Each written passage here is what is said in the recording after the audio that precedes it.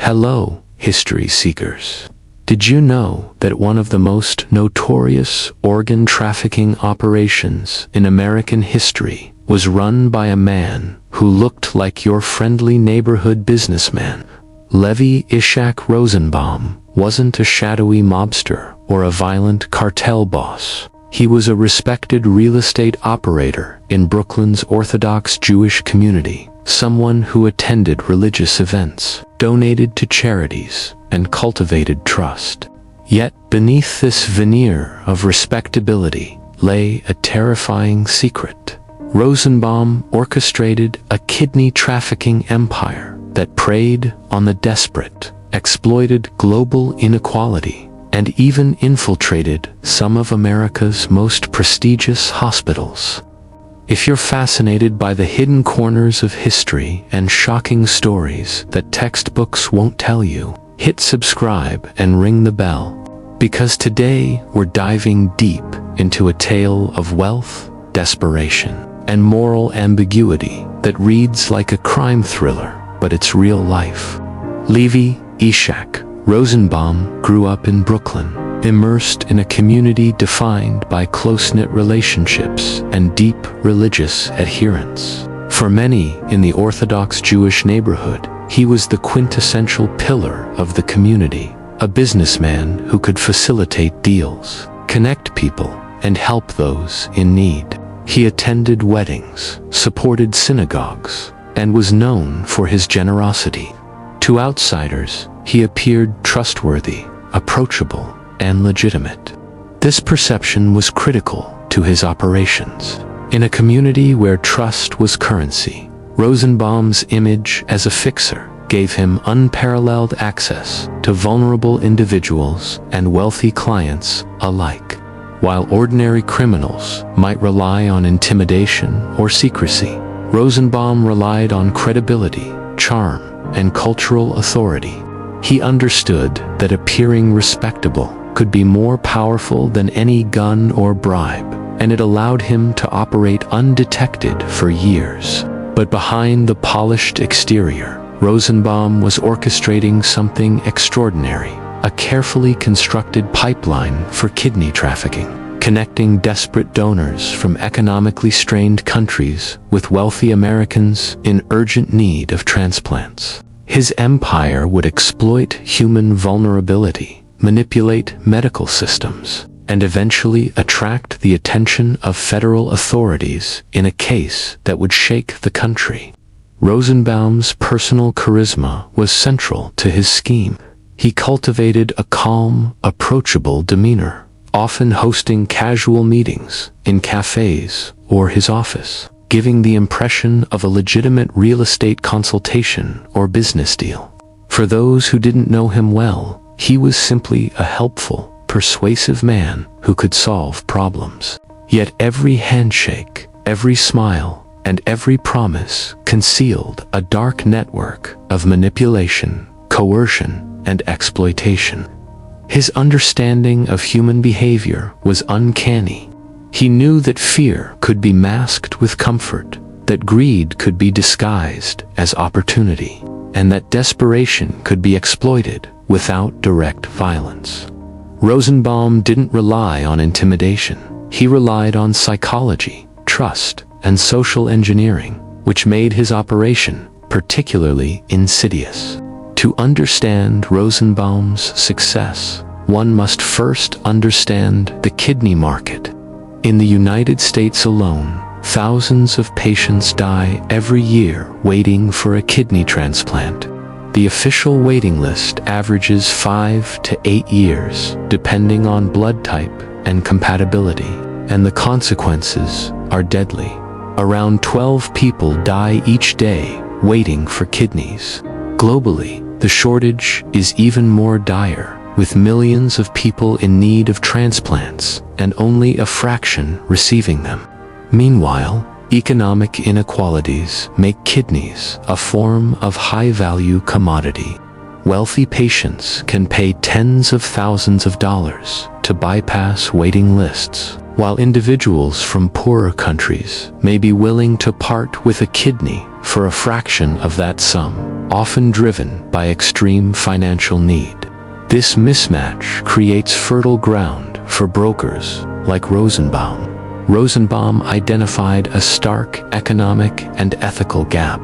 On one side were wealthy Americans desperate to survive, willing to pay top dollar for a kidney. On the other side were impoverished individuals from Israel, Eastern Europe, and beyond, desperate for cash to pay rent, escape debt, or support their families. In this chasm of need and opportunity, Rosenbaum positioned himself as the intermediary. Donors were typically promised $10,000 for a kidney. This was not a small-scale operation. Rosenbaum's empire spanned multiple countries, multiple hospitals, and multiple layers of complicity. It relied on careful planning, financial sophistication, and social camouflage. To understand the scale, consider this. If just 10 donors participated in 1 year, his profits could easily surpass $1 million, and this was recurring revenue year after year. The psychological toll on donors, many of whom were young and financially desperate, was immense. While some donors were grateful for the cash, many experienced guilt, fear, and long-term health consequences. Yet, Rosenbaum's system was so structured that these human costs rarely threatened his operations, at least not until the FBI entered the picture. The operation functioned like a well-oiled machine. 1. Recruiting. Rosenbaum targeted financially vulnerable individuals, often from Israel, Romania, Moldova, or Ukraine. Many donors were told they were performing a charitable act, framed as helping a fellow Jew or a distant relative. Others were promised life-changing cash. Some understood the legal implications.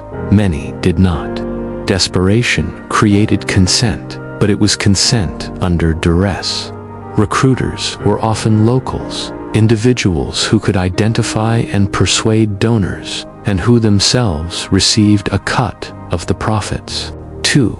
Medical laundering. Hospitals require proof of a legitimate relationship between donor and recipient. Rosenbaum manipulated this system. He bribed doctors to falsify records, fabricated familial relationships, and produced forged documents to make donors appear related to patients. Surgeries often occurred in reputable hospitals, including Mount Sinai Medical Center, demonstrating the audacity and sophistication of his operation. The forgery extended beyond papers. Rosenbaum maintained detailed background dossiers on each donor, including fabricated life stories and fake medical histories. This attention to detail reduced suspicion among medical staff and hospital administrators who assumed all protocols had been properly followed. 3. Travel and accommodation. Donors were flown into the U.S. and housed in luxury hotels to create an air of legitimacy. Rosenbaum knew that comfort and luxury made donors more trusting.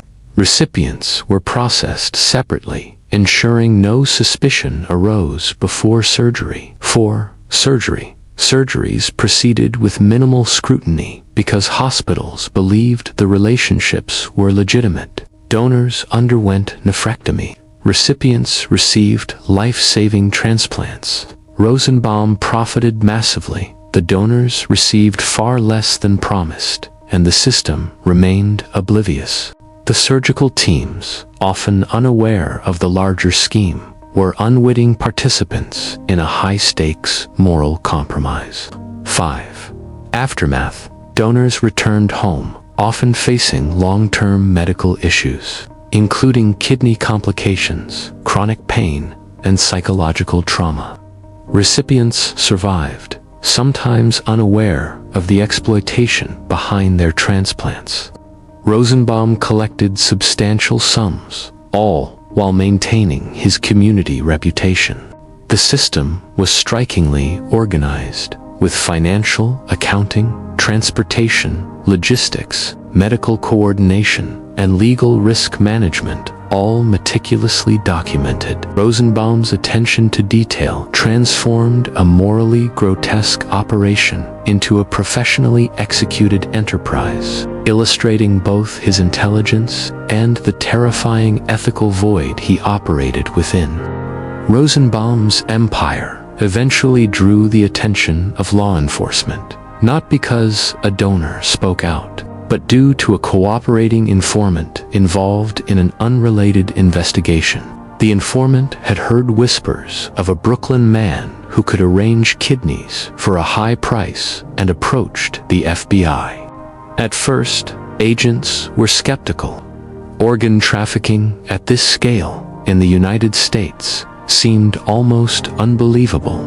The FBI set up a carefully controlled undercover operation, using a front story of a wealthy individual desperately seeking a kidney. They contacted Rosenbaum through intermediaries. Rosenbaum, confident in his sophistication and reputation, laid out the entire operation in chilling detail. He explained where the donors would come from, how hotels would be used to stage their stay, how hospitals would be convinced of fake familial relationships, and exactly how much money was involved. Rosenbaum's confidence was his undoing. Over multiple meetings, some audio recorded, some videotaped, he revealed his financial records, discussed bribed medical staff, and described prior successful transplants. He even suggested methods to minimize scrutiny from regulatory agencies. The FBI now had unassailable evidence, including audio, video, and paper trails. For the first time, authorities saw the inner workings of a modern American organ trafficking network. Unlike international cartels that often operate with violence or intimidation, Rosenbaum's network relied on sophistication, charm, and bureaucratic manipulation. The sting revealed a calculated, professional system built on human desperation, trust, and deception. Rosenbaum's arrest sent shockwaves through both the Orthodox Jewish community in Brooklyn and the wider medical establishment. Prosecutors meticulously reconstructed the operation, detailing recruitment, bribery, forged documents, and financial transactions. Rosenbaum attempted to frame himself as a humanitarian, claiming he was simply helping both donors and recipients. The court disagreed. Evidence presented included audio recordings of Rosenbaum instructing intermediaries, fake documentation, and financial ledgers showing massive profits. Witnesses included former donors who recounted being pressured into risky surgeries and recipients who had unknowingly participated in the scheme. Rosenbaum was convicted of conspiracy to transport individuals for illegal organ sales. He received 2.5 years in federal prison, a sentence some criticized as lenient given the scale of his crimes. But the legal precedent was historic. This was the first federal organ trafficking conviction in U.S. history. The trial exposed vulnerabilities in U.S. transplant regulations, particularly how hospitals verify donor-recipient relationships and how bribery could undermine institutional safeguards. It also highlighted the moral ambiguity of desperate patients willing to pay millions for a chance to survive. Rosenbaum's case, extraordinary as it was in the U.S., is part of a broader global phenomenon. Organ trafficking thrives in regions where poverty is widespread and regulatory oversight is weak. Countries like India, Pakistan, Moldova, the Philippines, Turkey, and Egypt have reported organized networks where brokers, complicit medical staff, and even government officials exploit vulnerable populations.